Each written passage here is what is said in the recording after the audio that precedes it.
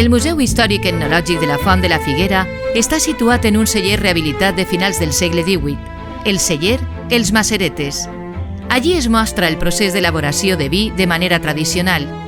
En el seu interior podem trobar en primer lloc l'entrada del carro de la verema quan aboca el raïm en l'almàssera i tot el procés de trepitjat i premsatge del most.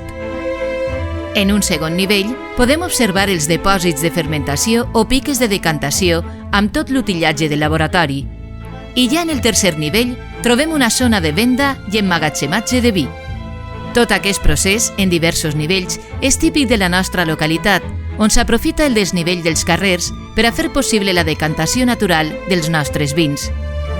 El museu conté també altres espais, com la recreació d'una casa típica documentada des del segle XVI, una almàssera i la reproducció d'una destil·leria de principis del segle XX.